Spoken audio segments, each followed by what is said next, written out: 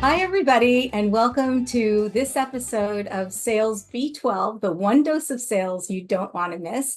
I'm Caryn Kopp, Chief Door Opener. We're best known for the door opener service. We get our clients in the door with their prospects for the first meeting. And normally I introduce Jack for him, but today I'm going to let Jack introduce himself. Okay, good surprise there, Caryn. Serial entrepreneur for a couple decades, and then by the time I hit my mid-40s, for the last 30 years, I've been traveling the world helping people in sales scale their business and increase their incomes, and for entrepreneurs, increase their revenue and profit. There All you right. go. And here we are. And so today's episode is what leaders need to know about diagnosing prospecting problems. Now, business leaders often wish that their sellers achieved greater results from prospecting. And when they don't, I've seen them handle it in a variety of different ways. I've seen leaders throw money at it, which creates a small blip. I've seen them put their sellers on PIPs, performance improvement plans. I've even seen them just resort to yelling at their sellers because they want more results than they're getting. But not that many of them roll up their sleeves and try to figure out what's going on with the prospecting and helping their sellers to diagnose what's going wrong and fix it. So what do you see when it comes to that? Are you seeing them roll up their sleeves and diagnose? And if so, what are they doing well? What do they need to know about helping their sellers diagnose? First of all, Caryn, this is an incredibly great question. And the answer that I'm going to give may not win me any popularity contest. But I've got enough friends that I don't see regularly that my intention is not to win new ones. I'm here to just speak the truth. Okay. Uh, I think several things are at play here. One of them is that the leaders aren't willing to do the work, to literally sit down one-on-one with people and hold them accountable and have that discipline and do the work, the hard work with each of the sellers to say, what is it that you're doing? What is it that you're not doing? What is working? What is not working? And you don't do it once. You do it regularly and ongoing with each individual so that the performance can see improvement. So that's the first concept. The second concept is very tied very closely to it, and that is this, that because hiring good sellers is so difficult for so many leaders, I hear it all the time. My biggest challenge is finding good sellers. I have a hard time finding them. And where do I go and what? So there's a weakness. They don't have bench strength. They don't have a pipeline of candidates that they're going to hire. So the prospect of doing the first thing, which I call the hard work of discipline and all that, they're fearful that they're going to lose some people because the people are going to go, well, I don't need to take this. I can go work at ABC. And so as a result, there's tentativeness on the part of the leader. And I want to give you a third. And the third is that things that get measured get done. And Yeah. so holding people accountable to the things that are going to make the difference, I think, is the answer. Now, all of that I wrap around together, and I'm going to use this book as the example. Tim Grover wrote a book called Relentless. And for the people that don't know who Tim Grover is, he was the mental coach for Michael Jordan and Kobe Bryant and a lot of other business people as well. And basically, it's a culture where every single day you want to get better. And as a leader, that to me is what you need to build in your company. That type of culture, such that your people view it as, man, I'm in the right place because the leaders taking my level up. And if they take my level up, my income goes up as well. So that's my take on it. But here's the deal. At the door opener with your team, which is every time I get with you, you've added more players to your team and your business continues to blossom. You guys are in the game of prospecting. And Mhm. so, look, you have to be dealing with it. So what is your take there on the same question? Put it back to you. I have a couple of thoughts on this. I mean, first of all, as we've talked on several of the sales B12s, not every great hunter is a great door opener. Not every great one. Like there are some people who are great at being on the meeting and closing the sale. We call them the closers in our world. Others are really great, just they have it in their DNA and they want to do the job of prospecting. So if you as a leader have somebody in a who has to prospect as part of their sales role, but they don't really want to do that. They don't like this part of the job. That's not part of their DNA. You've got a little bit of a mismatch. So you have the wrong hire in there, and it's going to be in a blind spot of yours, likely 6 months after you hire this person, you're going to want to jump out the window, right? Because it's just not getting done. So do you have the wrong person in that seat? And if they're a great hunter, a great closer, you don't necessarily have to fire them. You just need to pair them with a great opener. The second thing I want to say, and leaders, please take this, really listen to what I'm saying. If your sellers knew what to do to fix it, they would have done it by now. They don't know what to do to fix it. So if you just say to them, you have to have more conversations, well, they probably know that, but they don't know what is the path to getting more conversations. And that is really where they need you to roll up the sleeves and help them. You can ask them a question like, are you getting people on the phone and they're just not interested? Or are you not getting people on the phone at all? Because the solve for each of those things is different. So what you can say to somebody is, tell me what you've tried already. Because when you start throwing out ideas, but they've done 90% of them, that is a wasted time conversation. Ask them, what have you done already that hasn't worked? And then roll up your sleeves and help them to figure out what will work. Hey, I can hey, go hey, on and on.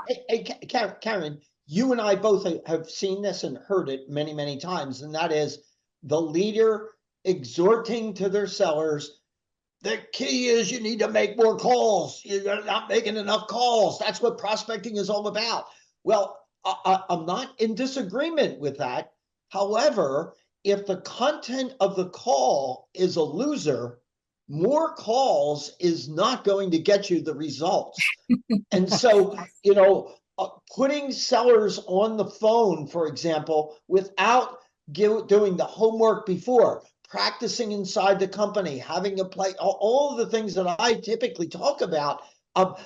Otherwise, making a bunch of calls, sending out a bunch of emails, whatever it is that you're doing in your mix of prospecting, if the content isn't there to win, Right. you will not win. And eventually, by the way, you're all you're going to do is burn your people out. Right. And it's just getting harder and harder than ever before. Prospecting has really changed since before the pandemic. Things now are very different than they used to be with what's working now in getting in the door with prospects. So let me ask you this, Jack. If you have a leader, and most leaders have not done the work of prospecting themselves for many, many, many, many years. They haven't. They haven't picked up the phone. They have not worked a list. And what used to work when they might have done that before is very different than what it is now. So what do you recommend to those leaders if we're saying help them and roll up your sleeves, get in and help them diagnose, but they haven't done the work? What do you recommend is the best way for them to help their sellers? Yeah, so I'm going over to my phone right now, and I just want to look at something, and that is my Audible library of books. Mhm. So I have 518 books in my Audible library. But by the end of this year, I know that I will have read 100 books. Now, Wow. most of the books I'm reading is by Audible. And uh, I just look at life in terms of I want to continually get better. I want to sharpen my saw, right, on a regular, ongoing basis. People come to me as if I'm the guy with all the answers. Well, I'm the guy that's searching for having as many answers as I can, but quite frankly, I don't have them all. But if I can stay ahead of the game by doing my reading, then that's going to elevate my performance. Well, that Yeah. same concept, I think, is true for sellers. There are books out on how to go about doing prospecting in a pandemic environment, for example. Even though we're not in that pandemic environment, as you said, the methodologies have changed. So there are literally books written by credible people on how to go about that. And here's the blocking and tackling. So are you doing the homework? Like, you don't get a degree at high school or college and stop learning. That's the time to start, right? So the second thing is, and this I've practiced my whole life, and you know this, and that is something I call model the masters. Find people that are already being successful at something and do what they're doing. Interview them, plug yourself in, listen to them, watch them, ask questions after their prospecting call. Dig into the people that are putting the numbers up on the board, because clearly, if they are and you aren't, they're doing things differently. They don't have a special sauce other than that. Find out what that is. The next thing is, after I've done my reading and I've done my modeling the masters, now I'm going to build a game plan. Now, I might call that a sales playbook, but I'm talking about a game plan narrowly focused on prospecting.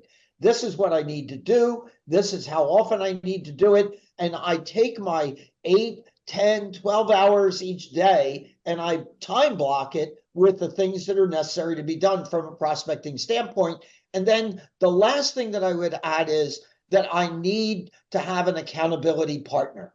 I need someone to hold my feet to the fire. And I'm not looking for that to be my manager. That's a cool thing if that's true. But how about another seller where we each hold each other accountable? And I'm talking about a strong, kick-ass hold that person accountable. But, that's my take. But I'm going to keep coming back, I think, on this program today with, well, what, I'm giving you mine, but you're in the throes of it. And so what are you recommending when it comes to that prospecting? What are you guys doing? So from a leadership perspective, what you could really do to help your people is work a prospect list, take a small prospect list and work it and see what you yield. See how easy or difficult it is. See what messaging is working. See what answers for objections is working right now. You may be very surprised that things are so different when you're doing it yourself. So that's the first thing. Most leaders don't want to do that. They don't want to spend their time that way. But if you could diagnose and you can figure out the right recipe, imagine how helpful you could be for the person who just wants to do it better. So that's the first thing. The second thing is, find an expert who knows how to get this done and set it up properly, and make sure that you're set up properly. There are the 5 planks of door opening success. Right target. Don't call anybody who's wrong. The right sales messaging. Don't use a value prop. That's a marketing term. Sales messaging to get the door open. The right answers for objections, not just any answer, but the right one. The right door opener doing the work. Is the person on your team who's tasked with this really the right person for this job? A lot of times when I ask that question, people say, no, my person is not the right person for this job. And then finally, the right execution. Is it an email? Is it a phone call? What's the quality of that email? What's the quality of the phone call? Does it ever have the hope of getting somebody to say yes to a meeting? And how much time is being spent weekly on just focused outreach to this right group of people? If all of those 5 planks are in place, the doors are going to get opened. If those 5 planks are not in place, if you don't have the right target, there's no point in even getting started. If you have the right target, but you don't know what to say when you reach out, then there's no point in doing the outreach. So everything has to be in place. And if you as the leader don't know how to get that done, go find an expert who's going to be able to help you get that set up in your company, or you can outsource it. Caryn, I really listened to that. I listened to what you just said. You and I go back more than a decade. I've not only read your book or books, but I've testimonialized them. That 5 planks that you just talked about is in there, and you've been preaching it for years. But in that 3 minutes or 4 minutes that you just shared, in that summary of the planks, here's what I heard: total professional. Like, you're a pro. The people that you have are having success at prospecting and opening up doors because they follow a professional process. As you broke those 5 planks down, it's like, hey, these are non-negotiables. So from a leader standpoint, that's what the leader needs to have as their culture in their company, right? Mm-hmm. It's not a wing it type of approach. It's not take one of the 5 planks and get good at that, and that's going to solve it. It's do all 5 correctly, right? And if our listeners didn't get that, they ought to rewind this broadcast and listen to you taken through again, because all I sat here going is, wow, that's a pro. Like, that's why they're successful at opening up doors. That's what I got. Right. Well, thank you for that. I mean, if you don't have all 5 of those planks in place, you might as well go to the movies, because there's no point in doing prospecting work if all of those 5 are not in place. And I thank you for saying that. And unless we have something else on this topic, we're going to wrap up this segment of Sales B12, how leaders can help diagnose the prospecting problems. And we invite you to listen to the rest of the Sales B12 episodes, and we will see you next time. Great time there. Thanks.